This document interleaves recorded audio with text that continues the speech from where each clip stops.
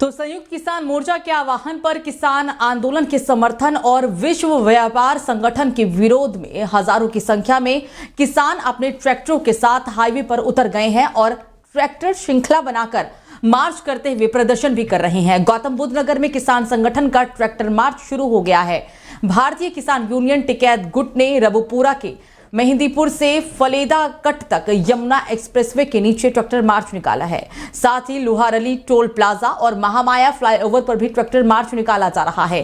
गांव और कस्बे से होकर निकल रहे ट्रैक्टर मार्च के लिए नोएडा, जेवर और बाकी की तमाम जगहों पर लोग ट्रैक्टर में सवार होकर रबुपुरा के मेहंदीपुर पहुंचे, जहां से ये ट्रैक्टर मार्च शुरू हुआ और फलेदा कट तक पहुंचा। पश्चिम उत्तर प्रदेश के अध्यक्ष पवन खटाना का कहना है कि ट्रैक्टर मार्च शांतिपूर्ण तरीके से निकाला जा रहा है, जो कि यमुना एक्सप्रेसवे के नीचे एक लाइन में होकर निकल रहा है।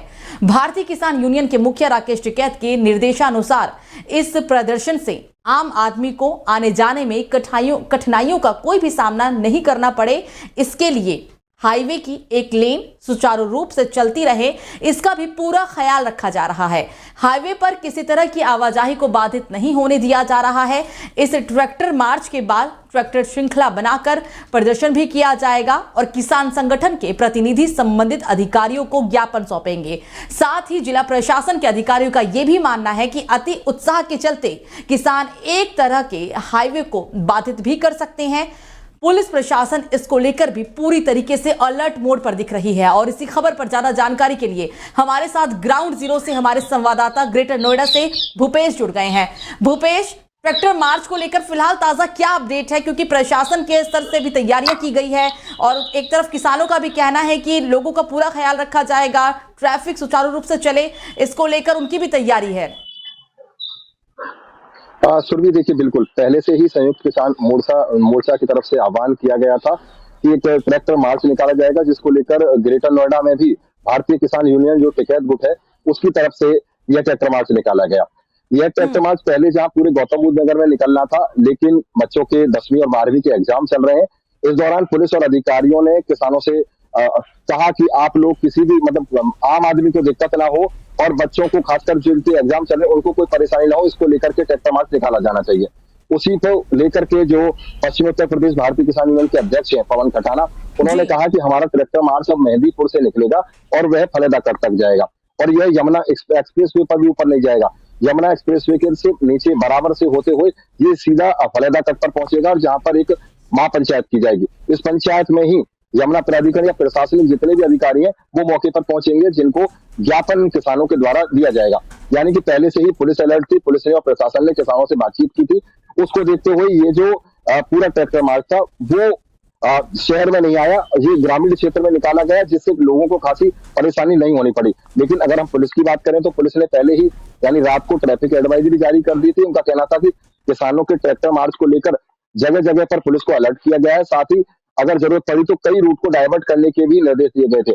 लेकिन किसानों ने पुलिस से जो सामंजस्य बैठाया और उसके बाद उस ट्रैक्टर मार्च को केवल यमुना एक्सप्रेसवे के बराबर से निकाला और फलेदा कट तक पहुंचाया और फलेदा कट पर पहुंचकर एक पंचायत के बाद जो वहां किसानों के मुद्दे हैं उनको लेकर अधिकारियों से वार्ता की गई और वार्ता के बाद अधिकारियों को ज्ञापन दिया गया है। अधिकारियों का भी कहना है कि किसानों ने जो उन्होंने बात कही थी किसानों से कि बच्चों के एग्जाम है, एग्जाम की वजह से किसी का एग्जाम ना छूटे, क्योंकि ट्रैक्टर मार्च अगर रोड पे निकलता है तो उसकी वजह से ट्रैफिक जाम होगा और किसी बच्चे का एग्जाम छूट सकता है और आम लोगों को खासी परेशानी होगी।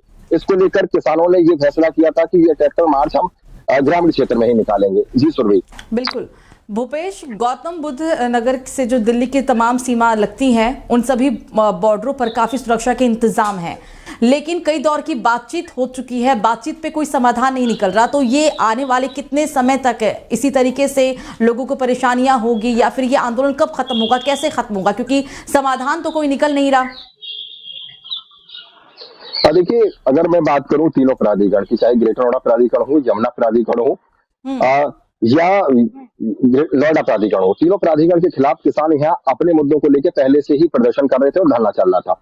लेकिन उसको लेकर के मुख्यमंत्री ने उसे खत्म कर दिया। मुख्यमंत्री ने एक कमेटी बनाई, वह कमेटी जांच करेगी और उसके बाद इसका समाधान हो जाएगा। इसी को लेकर इन किसानों ने अपना धरना समाप्त कर लिया और अभी कमेटी 3 महीने में रिपोर्ट देगी, तो 3 महीने तक यहाँ के जो स्थानीय किसान है वो प्राधिकरण के खिलाफ कोई प्रदर्शन नहीं करेंगे। लेकिन ये जो प्रदर्शन किया गया, ये संयुक्त किसान मोर्चा के आह्वान के बाद किया गया था। संयुक्त किसान मोर्चा का चाहे शंभू बॉर्डर हो, टिकरी बॉर्डर, उन बॉर्डरों पर लगातार उनका प्रदर्शन चल रहा है। जब उनका प्रदर्शन खत्म होगा तो उसी के बाद, क्योंकि उनकी जो मांगे एमएसपी हो चाहे अन्य किसानों के मुद्दे हो, उनको लेकर के उनकी मांगे हैं, वे मुद्दे जब तक केंद्र सरकार नहीं सुनेगी तब तक इन किसानों का यह प्रदर्शन लगातार चलेगा। और जब शंभू बॉर्डर से जब भी आह्वान किया जाएगा संयुक्त किसान मोर्चा के द्वारा, तो इनका प्रदर्शन लगातार चलता रहेगा। जी सभी भूपेश, मतलब 3 महीने का समय है। किसान भी जानते हैं कि 3 महीने के बाद जो भी रिपोर्ट पेश किया जाना है, लेकिन इस बीच किसान अपनी ताकत का सरकार को एहसास कराते रहेंगे कि कहीं ना कहीं इस चीज को लेकर वो एक तरह से एकाग्रता से काम भी कर रहे हैं कि अगर 3 महीने का सरकार ने समय लिया है कि हम आपका समाधान करेंगे, लेकिन इन 3 महीनों के बीच में ये आंदोलन कहीं से कहीं तक ठंडा ना पड़ जाए। ये कहा जा सकता है कि आज यही वजह है कि ट्रैक्टर मार्च निकाला जा रहा है। हाँ बिल्कुल, देखिए संयुक्त किसान मोर्चा का आह्वान था, उस पर ट्रैक्टर मार्च निकाला था। हालांकि स्थानीय मुद्दों को लेकर भी लगातार जो ये किसान है वो प्राधिकरणों को जगाते रहते हैं और प्रशासन को जगाते रहते हैं। इससे पहले अगर मैं बात करूं तो एनटीपीसी के किसान थे, साथ ही नोएडा प्राधिकरण से और ग्रेटर नोएडा प्राधिकरण के खिलाफ जो प्रदर्शन कर रहे थे वो सभी किसान 6 फरवरी को इकट्ठा हुए थे और उसके बाद उन लोगों ने नोएडा एक्सप्रेसवे को जाम कर दिया था। तो लगातार समय समय पर किसान, प्राधिकरण हो चाहे वो सरकार हो, उस तक अपनी आवाज पहुंचाने के लिए नोएडा ग्रेटर नोएडा में प्रदर्शन करते रहते हैं। और आज भी एक बार किसानों ने अपनी ताकत को दिखाया। सैकड़ों की तादाद में ट्रैक्टर थे, उन ट्रैक्टरों पर सवार हजारों किसान थे। यह किसान, अगर मैं बात करूं, गौतम बुद्ध नगर के अलग अलग क्षेत्र से मेहंदीपुर गांव पहुंचे थे और वहां पर ट्रैक्टर पर सवार होकर करीब 15 किलोमीटर का सफर तय करते हुए यह सभी लोग हलेदा तक पर पहुंचे थे। हालांकि अधिकारियों ने आश्वासन दिया है, उनसे ज्ञापन लिया है और उसके बाद इन लोगों ने अपने धरना प्रदर्शन को समाप्त किया है। जी सभी बिल्कुल। भूपेश, सरकार की तरफ से भी दावा किया गया लोगों को परेशानी नहीं होगी, किसान भी कह रहे हैं कि कोई भी परेशानी नहीं होगी, क्योंकि लेकिन आप खुद अभी ग्राउंड जीरो पर हैं, आप देख रहे हैं सुबह से किस तरह का माहौल बना हुआ है। तो क्या लगता है जो दावे हैं, क्या वो वाकई में आप लोगों को वाकई में परेशानी नहीं हो रही है या फिर कहीं ना कहीं दावे खोखले हैं दोनों तरफ से ही? और देखिए आज के ट्रैक्टर मार्च की अगर हम बात करें, देखिए अगर कहीं पर कोई प्रदर्शन होता है या कोई मार्च निकलता है, परेशानियां तो होती हैं, लेकिन अगर वह प्रदर्शन और वो अगर ये ट्रैक्टर मार्च शहर की तरफ आता, नोएडा एक्सप्रेसवे या यमुना एक्सप्रेसवे या शहर में अगर किया जाता तो लोगों को खासी परेशानियां का सामना करना पड़ता और उसकी वजह से ट्रैफिक जाम भी हो सकता था। लेकिन ये ट्रैक्टर मार्च ग्रामीण क्षेत्र में था। हाँ, थोड़ी घनी परेशानियां लोगों को जरूर हुई है, लेकिन उस हद की परेशानियां नहीं हुई जो अब से पहले लोगों को देखने को मिली थी। अगर यह प्रदर्शन या ट्रैक्टर मार्च नोएडा एक्सप्रेसवे या यमुना एक्सप्रेसवे के ऊपर होता तो जाम लग जाता, जाम की स्थिति बनती और आम लोगों को खासी परेशानियों का सामना करना पड़ता।